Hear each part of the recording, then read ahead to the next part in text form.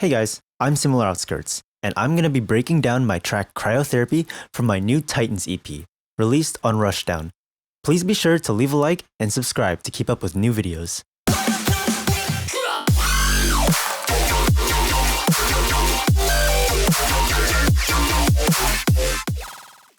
The entire EP is based on the Reggie Pokemon from the 3rd and 4th generation of Pokemon. Each track on that EP represents a different Reggie. Cryotherapy is supposed to represent the iceberg Pokemon Regice. And as such, I wanted to write a track that felt a bit more melancholic, kind of cold in a way.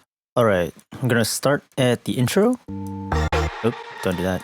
So here in the beginning, we have this pad on top, as well as this vocal loop that's both filtering in.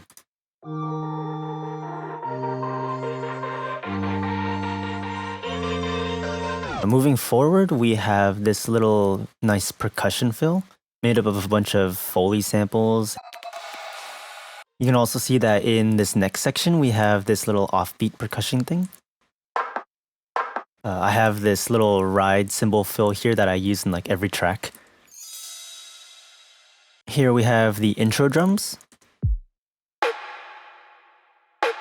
Since this is a much softer section, I used a softer kick here.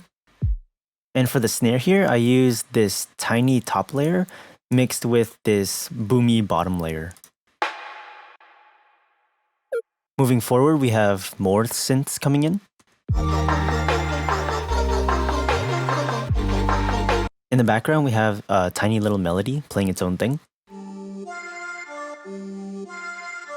And here we have the main melody being played by this tiny little pluck. There's also this odd little synth here that's playing this rhythmic beat. Some sub bass down here. You have a nice little downlifter and white noise.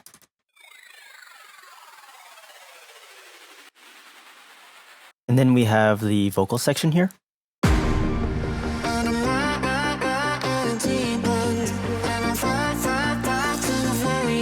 The chords are being played by a super saw on top, as well as a piano on bottom. Here are the vocals.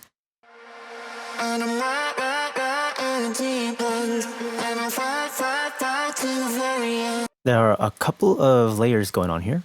This vocal sample comes from an MYLK pack, and I just pitched it down 4 semitones to fit the key.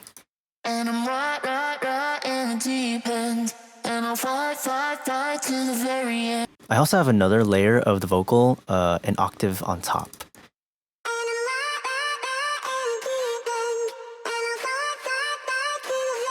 Every now and then, I'll have the vocals echo during the pauses.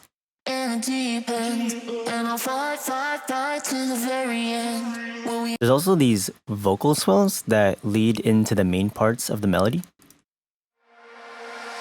And I make that by taking the original vocal sample, drowning it in some reverb, and then reversing it. There's an impact down here to support the transition. In the next part of the vocal melody, we have this 909 ride.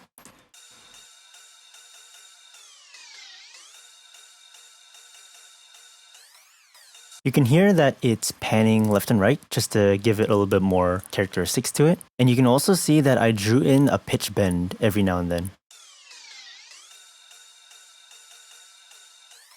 There's a cute little string and glockenspiel melody here. And here the main melody starts to fade in.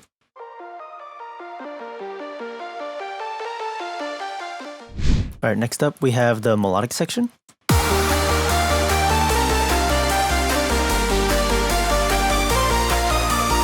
Up here we have some simple cymbals. Down here we have a couple more cymbals along with a clap sample.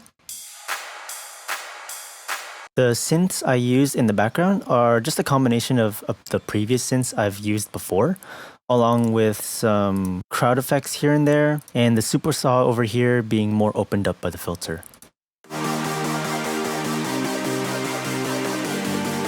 The main melody here is a combination of a bunch of different sounds. Up top here, you can hear the clicky transient synth. Here we have another bright little saw synth. And here is a lead sound that I sampled into a sampler. Go.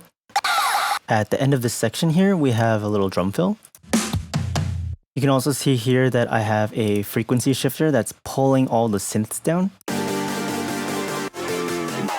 A nice little sub drop.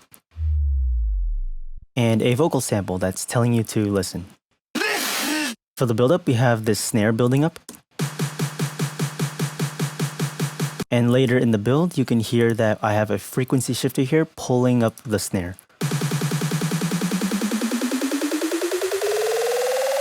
In addition, we also have this kick drum.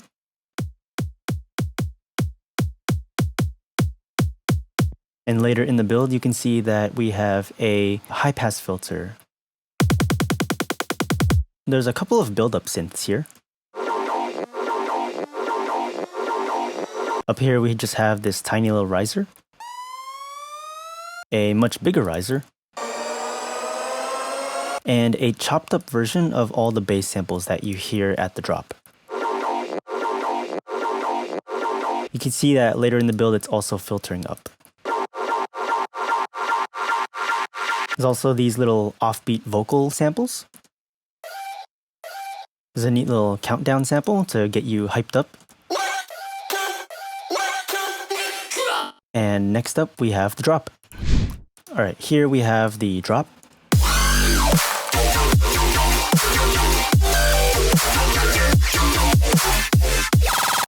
Just some standard cymbals on top here. Here we have some very loud kicks and snares. There's also apparently this little ice crunch sample that has a resonator on it. And here are all of the basses. This first sound is a combination of a screechy siren on top and a squishy, bassy texture right underneath it. These colorful chordy stabs are made up of a bunch of different layers. First up is this really crunchy low layer to give it some more grit.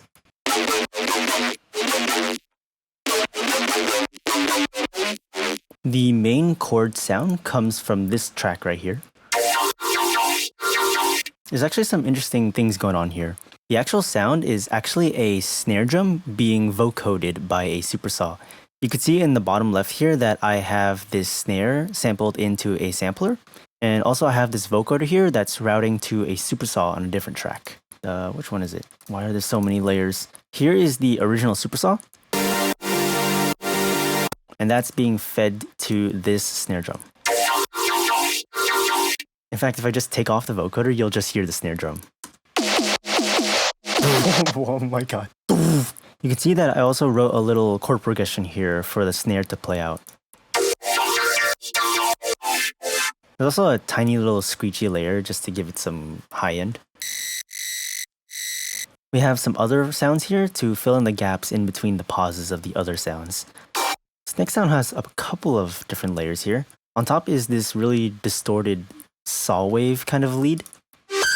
In the middle is just some really weird textures. And underneath is this really crunchy bass layer. This here is just a sample of one of my basses, but I chopped it up and repeated it over and over again to give it a nice little granular sound. It's more tiny little basses. This is just a simple little downward little sample here. Midway through this drop, there's a little drum loop here that actually starts to reverse as it fades into the next section. Also, to support the transition are a couple of sounds down here. First is this little high-pitched ringing sound. We have this little icicle sample from the 3rd generation of Pokemon. And some white noise.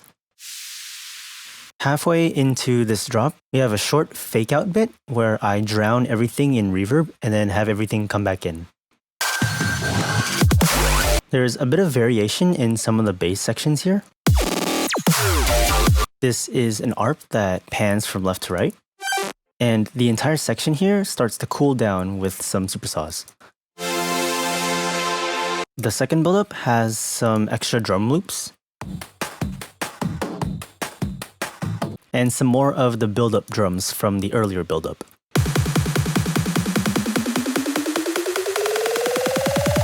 A lot of the same synths are just different variations of the earlier sections. The build-up elements are also kind of the same, except that the rising basses that fade in actually come from the second drop instead of the first drop. Underneath everything is this variation of the vocal sample from earlier.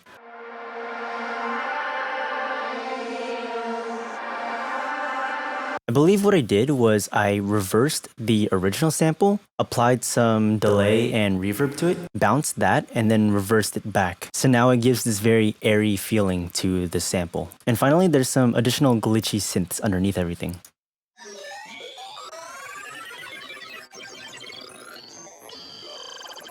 I believe I used the plugin Portal by Output to make some of these sounds. The pre-drop is a little bit different in that it has a vibroslap and this little backspin sample.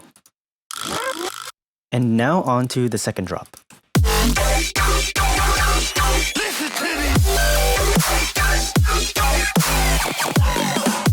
In the second drop, I introduce a couple new bass sounds, and I also change up some of the earlier parts. Firstly, we have this little bass hit that I sampled from Horology.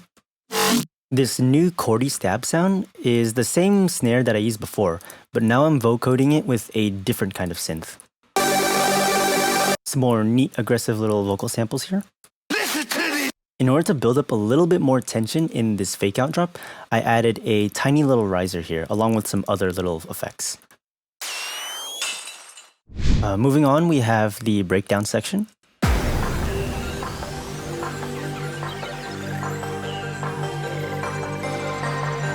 Again, a lot of the sounds used in this section actually come from earlier in the song, but they're used in a much lighter context so that the mood starts to settle. We have a couple of the same percussion samples from earlier, with the addition of this stretched out wind chime. There are two new sounds that happen here in the breakdown. The first is this little melody that plays on the background. And also this little drony low synth that sits underneath everything. You can see that as this section moves on to the next part, I start to filter everything out. There's also some cute little glockenspiel samples. And here we have a ton of transitional effects.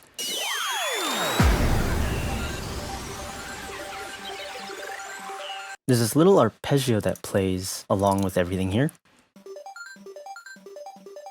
And all these little percussion bits introduce the next section.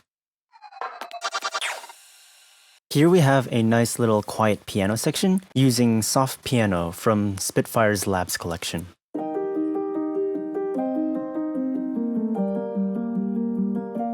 I chopped up the vocals in this section and drowned them out in reverb to give a nice spacey feel.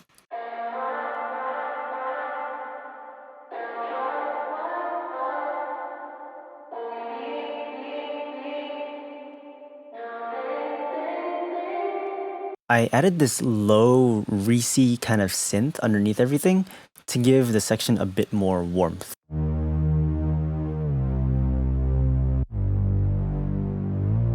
I introduced some electric guitars here.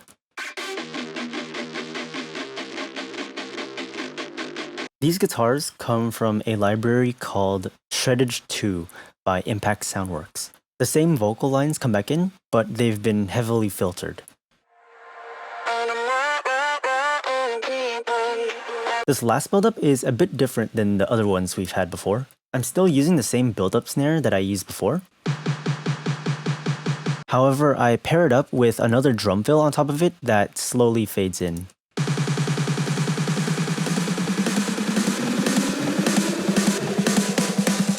Again, the same build-up elements from before come back here, with the addition of the electric guitars that eventually come in the last drop. Okay, so for this last drop, I pretty much lost my mind and said, I'll just write a rock drop.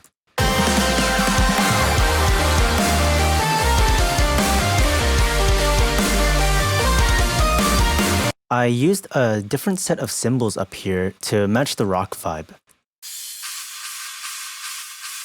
In this drop, we have more acoustic drums.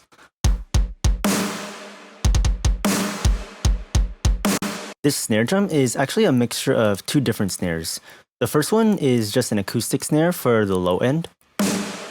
Wow, that is clipping. And the second snare is just the same snare as before, but it's used more for the top end. All of the filters are removed from these guitars so they can all let loose. The lead this time around is a combination of the original lead along with this guitar on top of it. More effects to transition into the last part.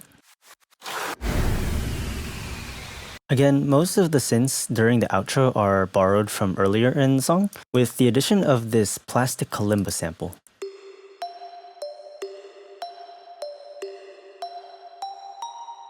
Furthermore, there is a quiet and delicate guitar playing its own melody.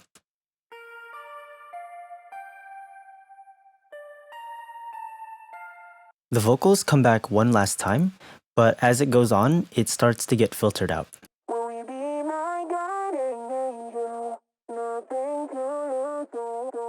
There's some nice ambience down here.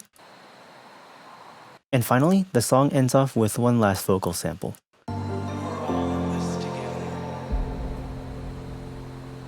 The next song after Cryotherapy on the EP is Tectonic. And so to transition into Tectonic, I added this earthquake sample to rumble into the next song. All of my mastering is pretty much the same as all of my other songs. I start with an EQ to cut the low ends from the sides. I have some multi-band compression, some slight stereo imaging, another EQ for the final touches, and a maximizer for sausage. And that's how I made Cryotherapy. Thank you all so much for watching, and I hope you learned something new from this video. If you have any suggestions on future videos to make, please leave them in the comments below. Subscribe to the channel if you're interested in more content, and follow me on Twitter to stay up to date. If you'd like to support me further and receive rewards, please check out my Patreon. I hope you all have a good day.